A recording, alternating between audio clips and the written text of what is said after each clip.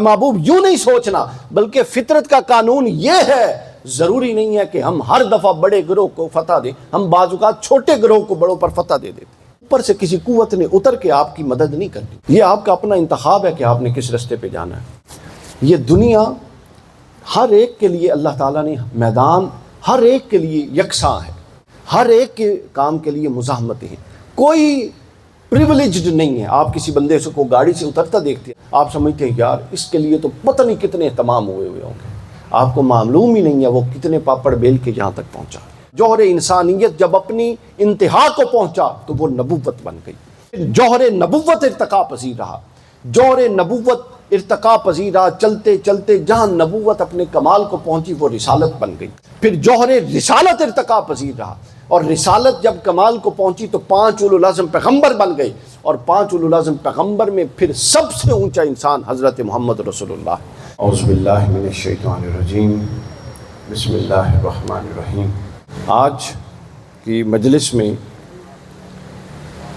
ہمارے ہاں جو میلاد کے پروگرامز میں عام طور پر زیادہ تر گفتگو ہوتی ہے وہ فضائل کے حوالے سے زیادہ تر ہوتی ہے، معجزات نبوت کے حوالے سے زیادہ تر ہوتی ہے، اور وہ ہونی بھی چاہیے چونکہ اس کے اپنے اثرات ہیں، اس سے رسول اللہ صلی اللہ علیہ وآلہ وسلم کے ساتھ آپ کی جو قلبی وابستگی ہے وہ بڑھ جاتی ہے، مضبوط ہوتی ہے۔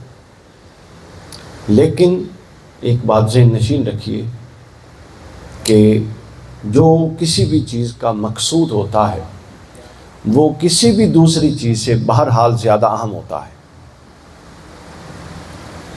ہم میلاد منائیں، ہم کوئی جلسہ کریں، کسی طرح کی کوئی مجلس کا انعقاد کریں، ہر شے کا ایک مقصد ہوتا ہے، اور اگر مقصد پیش نظر نہ رہے، عمل جتنا مرضی خوبصورت کر لیں، اگر اس کے اندر سے وہ مقصد نکل گیا تو پھر اس عمل کی کوئی حیثیت باقی نہیں رہ جاتی۔ تو یہ جتنا کچھ ہو رہا ہے، محافل میلاد، اس کی سیلیبریشن، اس سب کے پیچھے ایک مقصد ہے، اور وہ مقصد یہ ہے کہ ہم اولاً رسول اللہ صلی اللہ علیہ وآلہ وسلم کی شخصیت کی معرفت حاصل کر لیں، اور ثانیاً آپ کی شخصیت کی طرف رجوع کرنے والے اور اس رستے پر چلنے والے بن جائیں۔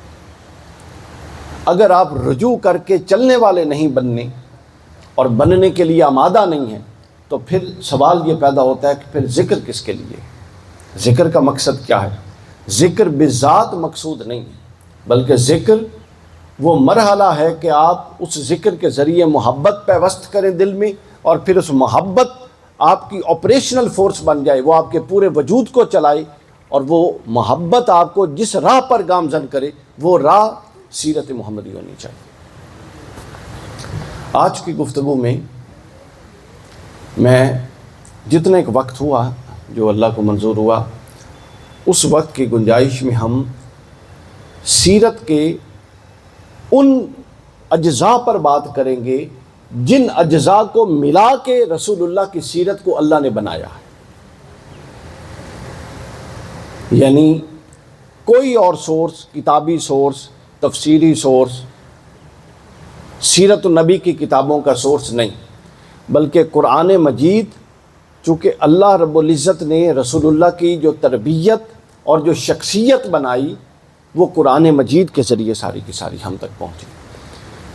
تو ہم ان چند عناصر کا ذکر کریں گے، ایلیمنٹس کا ذکر کریں گے، جو ملے تو نبوت شخصیت محمدی بنتی ہے۔ اب جتنا وقت میں گنجائش ہے، 1 کا ذکر ہوگا، 2 کا، 4 کا، 8 کا، 10 کا، جتنا ہو سکا ہم کریں۔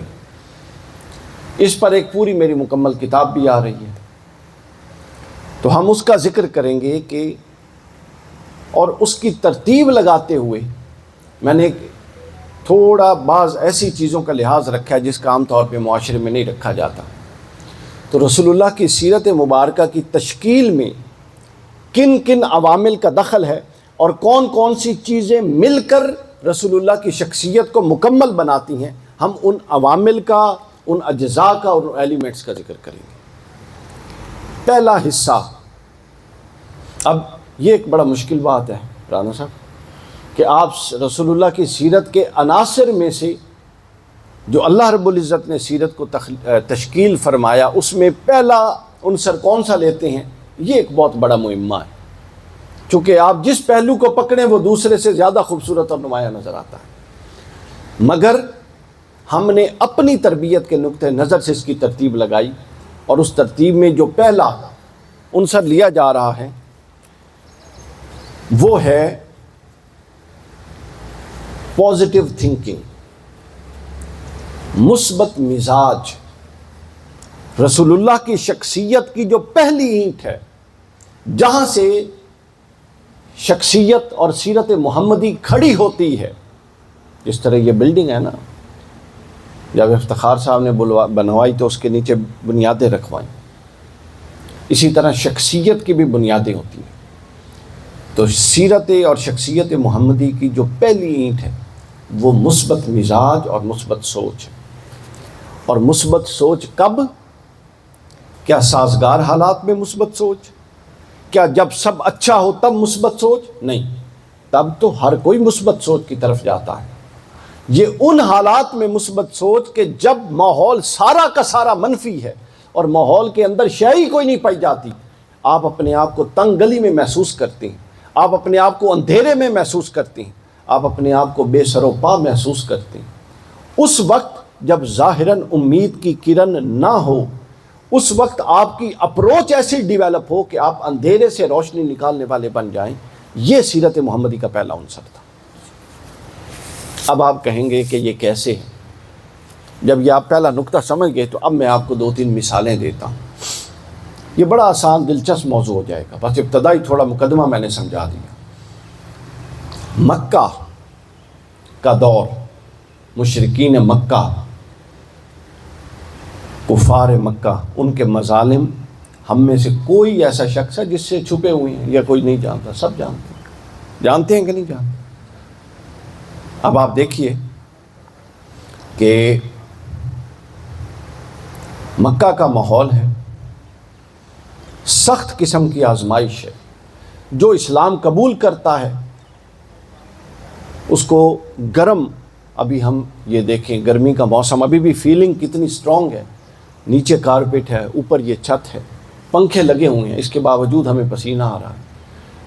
تو جو اسلام قبول کرتا، اس کے ننگے بدن پر، اس کو ریت پر، گرم پتھروں پر لٹا دیا جاتا اور اس کے سینے پر بھی پتھر رکھ دیا جاتا۔ رسول اللہ پاس سے گزر جاتے، حضرت عمار بن یاسر کی والدہ اور والد کو جب شہید کیا گیا تو رسول اللہ گزر گئے خاموشی سے۔ اب ان کو ظلم کیوں کیا جا رہا تھا کہ وہ رسول اللہ پر ایمان لے آئے، اور رسول اللہ صرف یہ فرما کے گزر گئے کہ اے آل یاسر صبر کرو، اللہ نے جنت میں تمہارا گھر بنا کے رکھا۔ حضرت بلال کے ساتھ کیا ہوا، باقی سب کے ساتھ کیا ہو رہا تھا، یہ سب واضح ہے نا آپ پہ۔ اب انسان جب سوچتا ہے بطور انسان، وہ کہتا ہے کہ یہ کتنی مشکلات ہیں، کتنی تنگی ہے، مگر اللہ نے اپنے محبوب کی تربیت ایسی کی کہ قرآن کے ذریعے کہ جب انسان بطور انسان یہ سوچے کہ یہ تو بہت تنگی ہے، بہت مشکلات ہیں، بہت مزاحمتیں ہیں، تو اللہ تعالیٰ جب ایسا حالات ایسے آتے آیات نازل کرتا اور ان تنگ حالات میں سے ایک روشنی کی کرن دکھا دیتا۔ سورہ الانشراح میں آیت نازل ہوئی، اللہ رب العزت نے فرمایا ان مع العسر یسرا۔ جب رسول اللہ کا قلب اتھر تھوڑا بطور انسان بوجھ آیا کہ کتنے میرے مومنین اور ایمان لانے والوں کو یہ کتنا ظلم کرتے ہیں اور ابھی کوئی آگے بڑی راہ کھلتی نظر نہیں آ رہی، تو اللہ تعالیٰ نے اس سوچ کی تربیت یہ کہ کیا محبوب اس کو یوں نہیں سوچنا، بلکہ اس کو اس اپروچ کے ساتھ سوچنا ہے، اور اس کو اصول بنا کے قرآن کا حصہ قیامت تک بنا دیا کہ فَإِنَّ مَعَ الْعُسْرِ يُسْرًا، ہر تنگی اپنے ساتھ ایک آسانی لے کر آتی ہے۔ تو آپ نے تنگی کو نہیں دیکھنا، بلکہ اپنے ذہن کو یوں ڈائیورٹ کرنا ہے کہ یہ جو تنگی ہے، اس تنگی سے پیچھے کھڑی آسانی کو دیکھنا۔ اس اپروچ کے ساتھ جب آپ معاشرے میں اترتے ہیں تو پھر آپ کی پرفارمنس مختلف ہوتی ہے۔ اور اگر آپ مسائل کا بیان کرنے والے اور خود مسائل کریٹر ہیں، ہمارے ہاں تو فیملیز میں، گھروں میں، دفاتر، چھوٹا سا مسئلہ ہوتا ہے اور اس کو اتنا الجھا دیتی ہیں۔ پازیٹیو اپروچ تو بڑی دور کی بات ہے، چھوٹی سی بات ہوتی ہے اتنا الجھاؤ اتنی پیچیدہ کر دیتے ہیں اس معاملے۔ یہ بندہ مومن کی اپروچ نہیں ہوتی، وہ پیچیدگیاں نہیں کرتا بلکہ آسانی کرتا ہے اور اپنی اپروچ کو یوں کرتا ہے۔ تو لہٰذا اب یہ جو آیت ہے ان مع العسر یسرا، اس کو میں ایک اور انداز سے بھی بیان کرتا ہوں کہ ہر مشکل اپنے دامن میں ایک اپرچونٹی رکھتی ہے۔ آپ نے اس مشکل کے دامن میں اپرچونٹی کو تلاش کرنا ہے، یوں آپ کے وہ مشکل بھی ایک تجسس کا باعث اور ایک دلچسپی کا باعث بن جائے گی، اور آپ جب اس انداز سے دیکھیں گے تو آپ یقیناً پہنچ جائیں گے، کیونکہ قرآن کا وعدہ حق ہے کہ ہر مشکل کے ساتھ ایک اپرچونٹی اور ایک آسانی موجود ہے۔ اللہ تعالیٰ نے یوں تربیت کی۔ پھر دوسرا نقطہ دیکھیے، مکہ کا دور ہے، رسول اللہ کی تربیت، رسول اللہ صلی اللہ علیہ وسلم دین کی دعوت کے لیے جب حج کے دنوں میں قافلے آتے تھے نا، تو حضور علیہ الصلوۃ والسلام ہر قافلے کے پاس جا کے، ان کے خیموں میں جا کے ہر قبیلے کو اسلام کی دعوت دیتے تھے۔ اس کو ابن ہشام نے لکھا، جب دعوت دیتے تھے تو ابو جہل پتہ کیا کرتا تھا، وہ مٹی کا ٹوکرا لے لیتا تھا۔ یہ جتنے جہل ہوئے ہیں ہر دور میں ان کا یہی کام رہا ہے، وہ مٹی کا ٹوکرا لے لیتا تھا، تو رسول اللہ ایک خیمے سے نکل کے جب دوسرے خیمے میں جاتے تو وہ یوں مٹی اٹھا کے رسول اللہ پر پھینکتا تھا۔ حضور نے کبھی پلٹ کے ہی نہیں دیکھا تھا۔ اب یہ کتنا ایسا عمل ہے نا جس سے انسان کی طبیعت میں بیزاری آتی ہے اور طبیعت میں انقباض آتا ہے، پریشان ہوتا ہے۔ رسول اللہ نے کبھی اس کی طرف پلٹ کے نہیں دیکھا۔ معلوم ہے کیوں؟ چونکہ ہمیں یہ پیغام دے رہے تھے کہ اے میرے بعد میں آنے والے میرے امتیوں اور بچوں، جن کی منزلیں بڑی ہوتی ہیں وہ چھوٹے جھگڑوں میں نہیں الجھتے ہوتے۔ کبھی پلٹ کے ابو جہل کو جواب ہی نہیں دیا، ایک خیمے سے نکلتے اور دوسرے خیمے میں جاتے، اور ابن ہشام نے لکھا ہے کہ مٹی سے آپ کے کپڑے اور آپ کے بال مبارک گرد آلود ہو جاتے، مگر آپ نے کبھی پلٹ کے ہی نہیں دیکھا۔ بچوں، یہ آپ کے لیے میں نے کچھ چیزوں کا خصوصی طور پہ انتخاب کیا ہے جو کہ اسٹوڈنٹس سے ایڈریس ہے۔ کیوں؟ آپ کو رسول اللہ کا ہر عمل ہمارے لیے ایک نصیحت اور سبق ہے۔ تو انہوں نے یہ بتایا کہ اگر وہاں پہ کھڑے ہو کے ابو جہل کے ساتھ جھگڑا شروع کر دیتے تو اگلے خیموں تک دعوت کون پہنچاتا؟ تو آپ جب اپنی منزل، ضروری نہیں کہ آپ کا مقصد دین کا کام ہی ہو، دین کا کام، اپنا کیریئر، اپنا جو بھی آپ کی جس ایبلٹی اور جس چیز پر فوکس کر کے آپ نے اپنی لائف گزارنی ہے، جب آپ اپنے فوکس سے ہٹ کے دائیں بائیں چھوٹی چیزوں میں پھنستے ہیں تو پھر فوکس ہی نہیں رہتا، ختم معاملہ۔ پھر اسی کے ساتھ ایک اور واقعہ سنیے، ایک اور بات سنیے۔ کفار مکہ نے یہ کیا، مشرکین مکہ نے، کہ حج کے دنوں میں یہ جب میں نے خیمے والی بات سنائی تو ان کو پتہ تھا 1 سال 2 سال نبوت کے اعلان کے بعد 13 سال رسول اللہ کا یہ معمول رہا کہ جب خیمے لگتے آپ تشریف لے آتے اور ان کو دعوت دیتے۔ ان کو علم ہو گیا تھا کہ یہ ہر دفعہ جاتے ہیں، اب ڈر تھا کہ کہیں ان کی تائید میں لوگ کھڑے نہ ہو جائیں۔ انہوں نے کیا کیا؟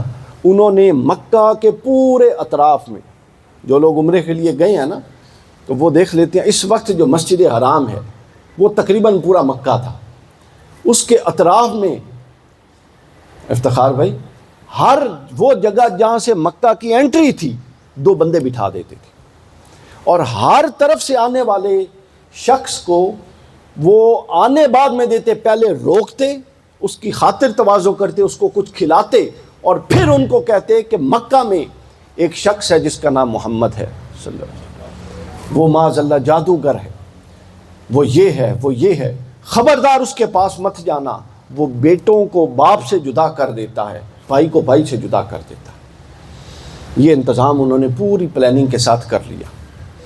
1 سال ہوا، دوسرے سال ہوا، لوگوں نے بات سننی کم کر دی، تو رسول اللہ صلی اللہ علیہ وآلہ وسلم کی طبیعت، چونکہ آپ انسان بھی تھے نا، اور جو انسان کے بشری لوازمات ہیں وہ سب آپ میں موجود تھے، تو بطور انسان آپ کی طبیعت پر یہ بات ناگوار تو گزرتی ہے نا کہ کوئی شخص اس حد تک سازش میں چلا جائے، جب وہ پیغام کی حقانیت میں آپ سے مقابلہ نہیں کر سکا تو اب وہ سازش میں اس حد تک چلا گیا۔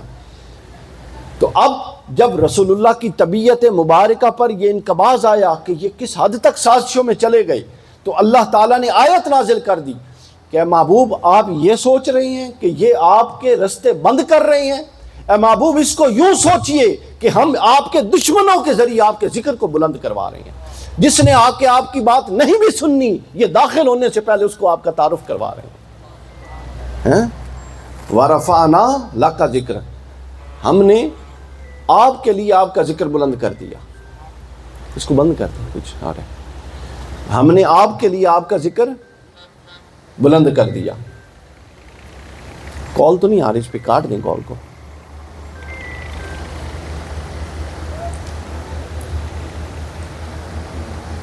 چیک کر لیں انہوں نے، آپ اندازہ دیکھیں کہ وَرَفَعْنَا لَكَ ذِکْرَ، ہم نے آپ کے لیے آپ کے ذکر کو بلند کر دیا۔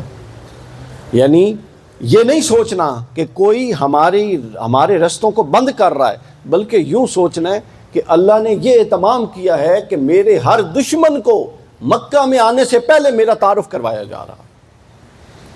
اب ہوتا کیا تھا، پریکٹیکلی ہوتا سر یہ تھا کہ اب دیکھیں نا، یہاں اب یہ 250-300 بچیاں بیٹھی ہیں، 200-250 بچے بیٹھے ہوئے ہیں، کسی ایک کے بارے میں اگر کوئی اسپیسیفکلی پوائنٹ آؤٹ کرے تو انسان ہے نا، اس کے ذہن میں ویسے ہی تجسس آ جاتا ہے کہ یار اس بندے میں ایسی کیا بات ہے، دیکھا تو جائے۔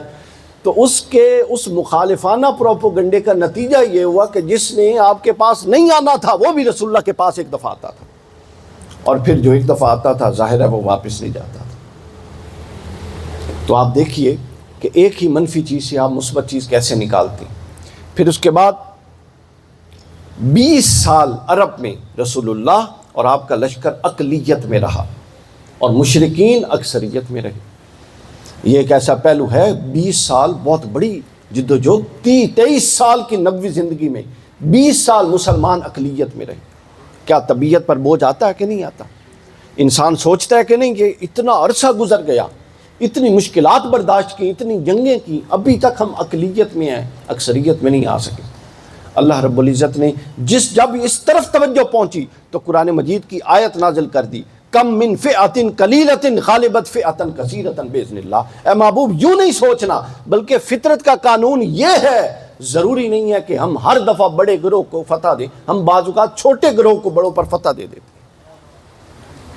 تو آپ نے دیکھا سوچنے کا انداز اللہ رب العزت نے اپنے محبوب کی کیسے تربیت کی کہ سوچنا کیسے ہے چیزوں کو، دیکھنا کیسے ہے چیزوں کو۔ یہ وہ بنیاد ہے دین کی، یہ وہ بنیاد ہے شخصیت کی۔ اگر ہم اپنی شخصیات کو یوں مثبت اور پازیٹیوزم کی طرف لے کر جائیں اور ہر معاملے میں آخری حد تک پازیٹیو ہو جائیں، جب تک کہ کوئی گمان ہی نہ رہے نیگیٹو ہونے کا، اس وقت تک نیگیٹو نہ سوچیں بلکہ پازیٹیو ہی رہیں، تو آپ بتائیے ہمارے مسائل کہاں سے کہاں پہنچ جائیں، ہماری زندگیوں میں مقصدیت کتنی زیادہ شامل ہو جائے۔ پھر اس کے بعد اگلا سنیے احد۔ اب میں کچھ مثالیں دے رہا ہوں نا آپ کو یہ نقطہ اسٹیبلش کرنے کے لیے۔ یہ پہلا پوائنٹ ہے تشکیل سیرت نبوی کا۔ جتنا وقت ہوا میں نے کہا ہم اتنے پوائنٹ بیان کرتے جائیں۔ احد ہوا، احد میں کیا ہوا؟ بدر میں مسلمان فتح یاب ہوئے، 70 کفار مارے گئے، اسلام بطور قوت تسلیم کر لیا گیا۔ احد میں معاملہ الٹ ہو گیا سارا کا سارا۔ احد میں کیا ہوا؟ الٹ ہو گیا۔ ادھر 70 کفار مارے گئے تھے، ادھر 70 مسلمان شہید ہو گئے، بالکل معاملہ برابر ہو گیا۔ عرب جو بیٹھ رہے تھے اسلام کی قوت کے سامنے، انہوں نے پھر سر اٹھایا۔ اب یہ بات اضطراب کا باعث تو ہے، نیچرل بات۔ اللہ تعالیٰ نے اس کو قرآن میں کیسے ایڈریس کیا وہ سنیے۔ اللہ تعالیٰ نے اس کا بالکل نقطۂ نظر ہی بدل دیا۔ آیت سورہ آل عمران کی آیت نمبر 140 میں فرمایا تلک الایام نداولھا بین الناس۔ اے محبوب اس سے پریشان نہیں ہونا، یہ ایام دن ہم لوگوں میں بدلتے رہتے ہیں، کل آپ کا تھا اور آج ان کا ہے، کل پھر آپ کا ہوگا۔ یہ نہیں سوچنا کہ کوئی ناکامی آ رہی۔ تلک الایام نداولھا بین الناس، اللہ یہ دن لوگوں میں بدلتا رہتا ہے۔ کیوں بدلتا ہے؟ لوگوں کی تربیت کے لیے، تاکہ وہ اپنی اسٹریٹجی پر غور کریں، اپنی پلاننگ پر غور کریں، اپنے نقائص پر غور کریں۔ اور پھر اسلام اور سیرت نبوی کی پریکٹیکلٹی دیکھیے، پریکٹیکل اپروچ دیکھیے۔ یہ جب سے ماورائی اسلام مولویوں نے بنا دیا، جو ہواؤں میں پھرتا ہے اور ہواؤں میں اڑاتا ہے، اس نے تباہی کر کے رکھ دی۔ بدر میں، احد میں مسلمانوں سے چھوٹی سی غلطی ہوئی نا غلطی، رسول اللہ کے حکم کو انہوں نے پس پش ڈالا اور وہ اس پہاڑی درے سے نیچے اترا۔ آپ بتائیے کیا یہ کسی بدنیتی کی بنیاد پر تھی؟ معاذ اللہ نہیں، سوال ہی نہیں پیدا ہوتا۔ صحابہ اکرام تھی، جان ہتھیلی پر رکھ کے میدان میں اترے ہوئے تھے لڑنے کے لیے، وہاں تو اخلاص کی کمی کا تصور بھی نہیں ہے، لیکن مسٹیک کی۔ اللہ رب العزت یہ بھی تو جانتا تھا کہ یہ میرے لیے لڑ رہے ہیں اور وہ میرے دشمن ہیں، تو ان کی اس غلطی پر پردہ ڈال دیتا، اور خالد بن ولید نے جو پلٹ کے حملہ کیا تھا وہ خالد کے ذہن سے محو کر دیتا، لیکن ایسا نہیں ہوا۔ تو اس سیرت کے پیغام نے، اس عمل نے ہمیں یہ پیغام دیا کہ یہ دنیا بقدر جد و جہد ہے۔ آپ مسلمان ہیں، آپ اللہ کے بندے ہیں، آپ اللہ کے لیے نکلے ہوئے ہیں، اس کے باوجود اگر آپ غلطی کریں گے you have to bear it۔ بس مسلمانوں نے وہ غلطی کی، اللہ نے اس غلطی پر وہ اپنی قدرت سے مداخلت سے روک سکتا تھا، نقصان نہیں روکا، 70 بدلے میں مروا دیے۔ یہ دنیا بقدر جد و جہد ہے، لیس للانسان الا ما سعی۔ یہ آپ بچوں بچیوں کے لیے بہت ضروری ہے۔ اگر آپ لوگ اپنے فیوچر کے لیے کمیٹڈ نہیں ہیں، اوپر سے کسی قوت نے اتر کے آپ کی مدد نہیں کرنی۔ اگر آپ یہ والا جو 10 سال ہیں پیریڈ، یہ 10 سال آپ لوگ ضائع کر دیتے ہیں، انجوائے کرتے ہیں، کالج لائف انجوائے کرتے ہیں، گپ شپ لگاتے ہیں اور اس کو انٹرٹینمنٹ کے طور پہ گزار دیتے ہیں، تو سمجھ لیجئے کہ یہ وہ 10 سال ہیں جنہوں نے اگلی جتنی بھی آپ کی زندگی ہے ان 10 سالوں پر کھڑی ہونی ہے۔ اگر آپ ان 10 سالوں میں سنجیدہ نہیں ہیں تو آپ اس کا خمیازہ ساری عمر بھگتیں گے، ساری عمر بھگتیں گے۔ ذہن میں رکھ لیجئے کہ جو قابلیت ہے وہ 10 راتیں یا 15 راتیں جاگنے سے نہیں آتی، 15-10 راتیں جاگنے سے نمبر آ جاتے ہیں اچھے امتحان سے پہلے، مگر قابلیت 15 سال راتوں کو جاگنے کے بعد آتی ہے۔ یہ آپ کا اپنا انتخاب ہے کہ آپ نے کس رستے پہ جانا ہے۔ یہ دنیا ہر ایک کے لیے اللہ تعالیٰ نے میدان ہر ایک کے لیے یکساں ہے، ہر ایک کے کام کے لیے مزاحمتیں ہیں، کوئی پریولیجڈ نہیں ہے۔ آپ کسی بندے سے کو گاڑی سے اترتا دیکھتے ہیں نا، آپ سمجھتے ہیں یار اس کے لیے تو پتہ نہیں کتنے اہتمام ہوئے ہوں گے، آپ کو معلوم ہی نہیں ہے وہ کتنے پاپڑ بیل کے یہاں تک پہنچا۔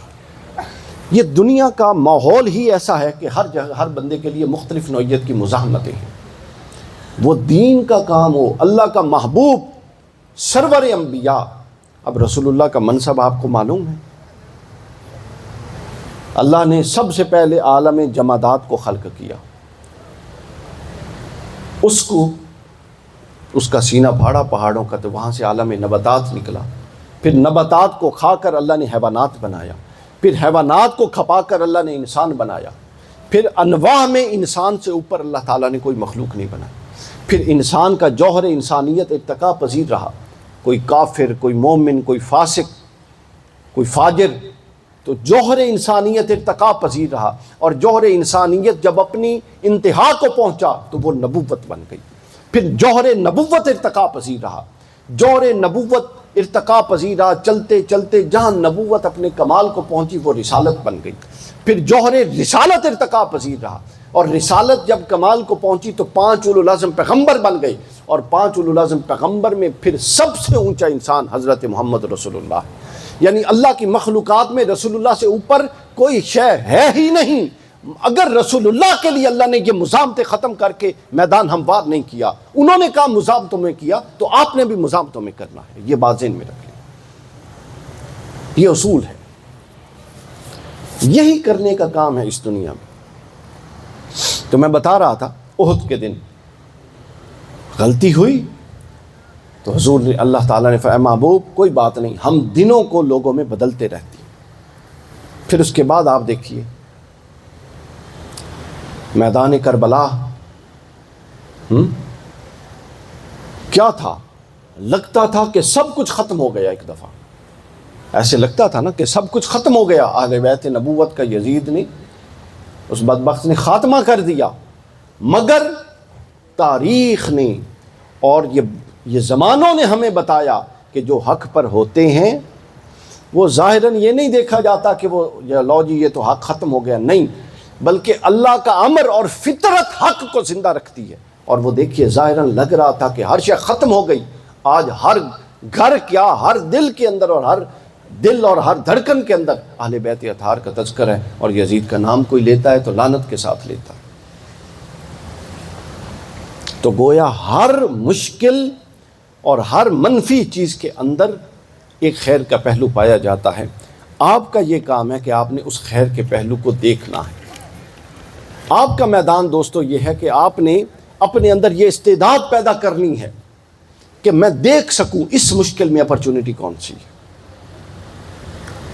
میں دیکھ سکوں کہ اس مسئلے میں، اس اندھیرے میں روشنی کہاں پڑی ہوئی ہے۔ بس یہ آپ نے پیدا کرنی ہے۔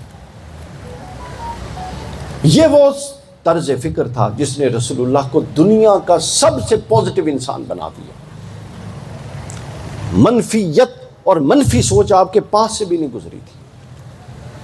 ہم ہمیشہ نبوت کو چند آیات کو پیش نظر رکھ کے نبوت اور رسالت کو صرف ماورائی پہلو اور فضائل کے پہلو زیر بحث لاتے ہیں۔ زمین پر رسول اللہ جو انقلاب لائے وہ اس وجہ سے انقلاب لائے تھے۔ شخصیت محمدی کا پہلا پہلو، اور وہ کیا تھا؟ آپ سب بولیے، کیا تھا؟ مثبت سوچ۔ کیا تھا؟ مثبت سوچ، مثبت مزاج۔ اس کی ہم سب کو ضرورت ہے۔ دوسرا پہلو سیرت محمدی صلی اللہ علیہ وسلم کا، وہ ہے مثبت سوچ کے بعد اور اپنی بار بار تربیت کر کے اپنے آپ کو اس مشق کے بعد پریکٹیکلی ایسا انسان بنانے کے بعد جو ہر مسئلے میں پازیٹیولی سوچے۔ دوسری چیز ہے اللہ پر غیر متزلزل اعتماد۔ آپ کو پتہ ہو کہ مالک بیٹھا ہے، آپ کی جب سوچ ہی مثبت ہے، آپ نے کام ہی پازیٹیو کرنا ہے، آپ کی نیت ہی ٹھیک ہے، تو پھر نتائج خراب کیسے ہو سکتی؟ بالکل نتائج خراب نہیں ہو سکتے۔ آپ کو غیر متزلزل اللہ سے یقین ہونا چاہیے، اور اللہ تعالیٰ کے ساتھ غیر متزلزل یقین یہ خلوت کی نعمت کے بغیر حاصل نہیں ہو سکتا۔ پھر سامعین کرام، تیسرا پہلو جو ہے وہ یہ ہے کہ حضور علیہ الصلوۃ والسلام کی شخصیت کا ایک اور جو بہت اہم پہلو تھا وہ یہ تھا کہ دوسروں کی ہدایت اور دوسروں کی خیر خواہی کے لیے مضطرب رہنا۔ بے نفسی کی یہ آخری کیفیت ہے کہ کوئی شخص اتنا بے غرض ہے کہ بغیر غرض کے آپ کا گمراہی میں ہونا اس کو مضطرب کیے جا رہا ہے۔ یعنی آپ ذرا ان چیزوں کو مد نظر رکھ کے یہ دیکھیے کہ ہم لوگ جو عاشقان رسول اور پتہ نہیں کیا کیا دعوے کرتے ہیں، ہمیں ابھی ہوا بھی لگی ہے سیرت رسول کی۔ جس شخصیت کو اللہ نے پسند کیا اور جو ہمیں اپنی طرح کا بنانے آئی، کیا ہم اس طرح کے بن رہی ہیں؟ ہمیں ہوا بھی نہیں لگی ہوگی، نزدیک سے بھی نہیں گزری۔ قرآن مجید میں سورۃ الشعراء میں اللہ نے کہا لعلک باخع، اے محبوب یہ لوگ جو ایمان نہیں لاتے، اللہ تکون مؤمنین، لعلک باخع نفسک، اللہ تکون مؤمنین، اے محبوب اس غم میں یا اس دکھ میں یا اس اضطراب میں کہ یہ لوگ ایمان نہیں لا رہے، کیا آپ اپنے آپ کو ہلاک کر دیں گے اپنی جان کو؟ اللہ کو یہ آیت نازل کرنی پڑی۔ اس آیت سے جو حضور کے قلب کا اضطراب تھا اس کی کیفیت آپ اندازہ کر لیں۔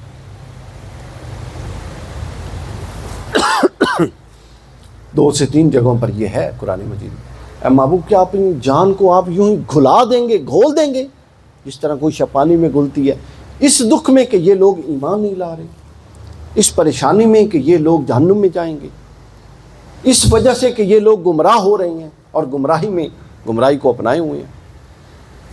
یہ داعیہ دوسرے شخص کا، وہ آپ کا رشتہ دار ہے، بھائی ہے، جاننے والا ہے، نہیں ہے، اور جس کے بارے میں آپ کو علم ہے کہ وہ فلاں خرابی میں مبتلا ہے، اس کی اصلاح کے لیے اس حد تک آپ کی طبیعت میں اگر یہ والا پہلو آ جائے کہ ہم نے اس طرح سے یہ شخص کوئی لمحہ نہ گزرے اور میں اس کی اصلاح کر دوں، کوئی لمحہ نہ گزرے اور اس کا نقصان نہ ہو، کسی کا نقصان ہو رہا ہو اور آپ اتنے ایکٹیو ہو جائیں کہ اپنی پوری کوششیں بروئے کار لائیں تاکہ اس کا نقصان نہ ہو۔ یہ ہے مومنانہ سیرت۔ جبکہ ہم وہ لوگ ہیں جو سجدوں میں لوگوں کا برا مانگتے ہیں۔ ہم خوش ہوتے ہیں اگر ہمارے ساتھ کسی کا پھڈا ہے اور مخالفت ہے، اور جب وہ پھنستا ہے تو ہم اس کیفیت کو انجوائے کرتے ہیں اور ہم کہتے ہیں ہونا آیا نا مزہ۔ یہ تو کافرانہ نفسیات ہے، یہ مومنانہ نفسیات نہیں ہے۔ اب آپ دیکھیں کہ آپ نے اس ایمان کو زبان تک رکھنا ہے اور عبادت کے چند رسوم، نماز روزہ تک رکھنا ہے، یا اس کو زبان کے اندر اتار کے اپنے باطن میں لے کر جانا ہے، اب یہ آپ نے خود فیصلہ کرنا ہے۔ یہ ایمان بالکل معتبر نہیں ہے کہ آپ کی پوری شخصیت کافرانہ ہو اور آپ کا قول مومنانہ ہو اور آپ کی چند رسوم مومنانہ ہو۔ وہ جو ہم صحابہ کرام اور اہل بیت کے واقعات پڑھتے ہیں وہ یہ کیوں کر دیتے تھے، اس کی وجہ یہ تھی وہ کہتے کم تھے اور کرتے زیادہ تھے، اور ہم کرتے بہت کم ہیں نہ ہونے کے برابر، لیکن سارا کچھ کہنے پر زور ہے، سارا کچھ کہنے پر۔ تو لہٰذا اسلام ورب ہے، ناؤن نہیں ہے۔ سمجھتے ہیں نا؟ کس کس کو انگلش تو ساری پڑھے ہوئے ہیں، میرے جیسا نالائق کوئی ایک آدھی ہوگا شاید۔ ورب کرنے کا ہوتا ہے، سمجھ آئیے؟ تو اگر آپ کرنے کو ہی تیار نہیں ہیں، کرنے کو ہی ایگری نہیں ہیں، آپ میں سے یعنی آپ تو یوں سمجھتے ہیں خدا نخواستہ یہ کوئی آگ کا حالہ ہے کہ اپنے آپ کو ہر شے ترک کرنی پڑے گی، ہر شے ترک کرنی پڑے گی۔ اپنے آپ کو دھوکے میں مت رکھیے، یہ نوجوانی کی عمر ہے، یہ بالکل دھوکہ ہے کہ آپ سمجھیں گے کہ آپ اپنے تمام تر اعمال بد، اعمال خبیثہ، تمام تر بدکاریاں، تمام تک نظر کی بے حیائیاں، تمام تر وہ غیر شرعی تعلقات، تمام تر غیر شرعی جذبات، تمام تر حرام اپنے دل اور دماغ میں پالیں گے اور مجلس سیرت نبی میں بیٹھ کے نکلیں گے تو آپ مطہر ہو جائیں گے۔ آپ سے بڑا بے وقوف ہی کوئی نہیں، یہ آپ خود بھی بے وقوف ہے اور آپ نے دوسروں کو بھی بے وقوف سمجھا ہوا ہے، یہ ہو ہی نہیں سکتا۔ اللہ بڑا باغیرت ہے، وہ اپنے انوار و تجلیات کا دروازہ کسی ایسے پر نہیں کھولتا جس کا دل غیر کے لیے کھلا ہوا ہوتا ہے، سوال ہی نہیں پیدا ہوتا۔ اگر اللہ سے تعلق چاہیے تو پھر غیر سے دل بند کرنا ہوگا۔ پھر وہ جب حضرت بایزید فرماتے ہیں اللہ 170 دفعہ دن میں بندہ مومن کی طرف پلٹ کے دیکھتا ہے، اور جب وہ دیکھتا ہے کہ یہاں میرا غیر موجود ہے، میرے لیے تو جگہ نہیں ہے، اللہ تو شرک گوارا ہی نہیں ہے، تو وہ شرک ہو جائے گا کہ جہاں کوئی اور بھی بیٹھا ہے وہاں اللہ بھی آ جائے، تو وہ اس سے پاک ہے۔ شرک نہ وہ عقیدے میں برداشت کرتا ہے نہ وہ عمل میں برداشت کرتا ہے۔ ہاں، اور جب وہ پلٹ کے دیکھتا ہے کہ اس بندے نے اپنے دل کو خالی رکھا ہوا ہے صرف میرے لیے، پھر وہ ایک موقع تک آزماتا ہے کہ یہ کتنی دیر دل کو خالی رکھتا ہے، اور پھر جب اس کو یقین ہو جاتا ہے کہ اس کا دل تو ہمیشہ سے میرے ہی لیے خالی ہے، پھر وہ اس بندے کے دل کو اپنا مسکن بنا لیتا ہے۔ اور ایسا بندہ، پھر صحیح بخاری، ایسا بندہ جب چلتا ہے تو اللہ فرماتا ہے قدم اس کے ہوتے ہیں چل میں رہا ہوتا۔ پھر ایسا بندہ جب پکڑتا ہے تو اللہ فرماتا ہے ہاتھ اس کا ہوتا ہے، گرفت میری ہو رہی ہوتی ہے۔ اور ایسا بندہ جب بولتا ہے اللہ کہتا ہے کہ زبان اس کی ہے مگر کلام میں کر رہا ہوتا ہوں۔ صحیح بخاری کی حدیث ہے صحیح، اور صحیح مسلم کی حدیث ہے صحیح۔ اور اللہ فرماتا ہے ایسا بندہ جب مجھ سے کچھ مانگتا ہے تو میں اسے عطا کرتا ہوں، حتیٰ کہ وہ جو مانگے قسم اٹھا دے پھر میں اس کی قسم کو پوری کرتا ہوں۔ تو عزیزان گرامی قدر، یہ ایک پورا لائے عمل تھا۔ میں نے کوشش کی کہ آپ کو چند مسالے دار واقعات کی بجائے آپ کے سامنے کچھ کرنے کا کام رکھا جائے، تاکہ اگر آپ کرنے پر آمادہ ہیں تو آپ کو سمجھ آ جائے کہ کیا کرنا ہے، اور اگر آپ کرنے پر آمادہ نہیں ہیں تو ہم آپ کے اساتذہ یہ تو کوشش ہی کر سکتے ہیں، عمل ہر شخص نے خود کرنا ہے، اس میں کوئی جبر والی بات نہیں، راہ آپ پر واضح ہے۔ لا اکراہ فی الدین قد تبین الرشد من الغی، واضح ہے دین، کوئی جبرن نہیں، حتیٰ کہ جبرن کسی سے نیکی کا کام بھی نہیں کروایا جا، اور کوئی کروائے تو اس کا کوئی اجر نہیں۔ یہ تو جانوروں کے لیے ہے کہ یہاں سے پکڑ کے گردن سے ان سے جبرن آپ ان کو سدھارے۔ انسان تو باشعور ہستی ہے، جس کو عقل دے دیا، شعور دے دیا، اس کے بعد ہدایت دے دی، اور کیا رہ گیا؟ اب تو اس نے اپنے اختیار اور نتیجہ بتا دیا دونوں راہوں کا، اب اس نے اپنے اختیار سے اپنانا ہے، جس راہ پر چلے گا وہ نتیجہ حاضر ہے۔ تو اپنے آپ کو غلط فہمیوں سے نکالیے، اپنی اپروچ کو پریکٹیکل کیجیے، اپنی زندگیوں میں سنجیدگی لائیے، اپنی زندگیوں کے مقاصد کا تعین کیجیے۔ عمریں گزر جاتی ہیں ہمارے یہاں پاکستان میں، نظام ہی کوئی نہیں، ابھی تک بچوں کو یہ نہیں سمجھ آتی کہ انہوں نے زندگی میں کرنا کیا ہے۔ آپ میں سے ہر بندہ کچھ خاص کرنے کے لیے بنا ہے، صرف آپ کا اصل پہلی سٹیج یہ ہے کہ آپ نے یہ پہچان کرنی ہے کہ مجھ سے اللہ کیا کام لینا چاہتا ہے، میں کون سا کام دی بیسٹ کر سکتا ہوں۔ پھر اس اہلیت پر انویسٹ کرنا ہے، محنت کرنی ہے۔ یہ ایک آرڈینری قسم کے کام کا دور نہیں ہے کہ آپ نے بس 4 MA 6 MA کر لیں اور یہ بھی کر لیں اور وہ بھی کر لیں، سارا کچھ کرتے جائیں اور آتا ککھ بھی نہ ہو، ایسا نہیں۔ ایک کام کریں اور وہ ایسا کریں کہ ویسا کوئی نہ کرے۔ میں گورے کی کتاب پڑھ رہا تھا، بس آخری بات، اس کا بھی یہی حال تھا۔ اس کو کسی استاد نے کہا کہ تم کیا کر سکتے ہو؟ وہ جس کمرے میں بیٹھے رانا صاحب بات کر رہے تھے، اس کمرے میں 2 چوہے گزرے، ان کے سامنے سے چوہے، گندا سا کمرہ تھا۔ تو اس کے استاد نے اسے کہا کہ جس ملک میں تم رہتے ہو وہاں پر یہ چوہے بہت ہوتے ہیں اور لوگوں کو تنگ کرتے ہیں، تو تمہیں چاند پر جانے کی پلاننگ کرنے کی ضرورت نہیں ہے۔ اگر تم ان چوہوں کو پکڑنے والا، وہ لوکل زبان میں عجیب عجیب لفظ ہیں، وہ جو چوہوں کو پکڑنے والا نہیں ہوتا، کیا کہتے ہیں یہاں؟ ہاں، وہ کہتے ہیں کہ آپ وہ ایسا بناؤ کہ جو ساری ضرورتوں کو پوری کرے،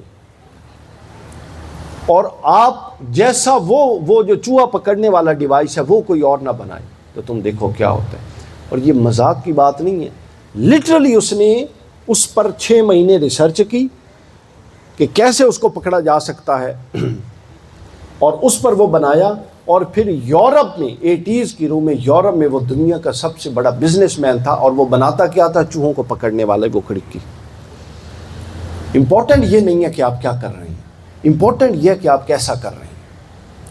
امپورٹنٹ یہ نہیں ہے کہ آپ کتنا کر رہے ہیں، امپورٹنٹ یہ ہے کہ آپ جو کر رہے ہیں کیسا کر رہے ہیں۔ یہ کوانٹٹی سے نکل کے جی 1000 کر دیا، 100 یارے بنا دیے فلاں، اس سے نکل آئیے، ایک بنائیے، اور وہ ایسا ہو کہ آتا جاتا پھر اس کو ایکنالج کرے کہ بھائی انہوں نے کام کر دیا۔ تو کوالٹی کی یہ دنیا ہے، کوانٹٹی کی نہیں ہے۔ نتائج ہمیشہ کوالٹی دیتی ہے، اور اسی کوالٹی کو دین کی اصطلاح میں اخلاص کہتے ہیں۔ اگر یہ کوالٹی نکل جائے تو آپ کی چاہے عبادات جتنی ہو وہ ساری رات ہیں، وہ سارا ریا ہی ریا ہے۔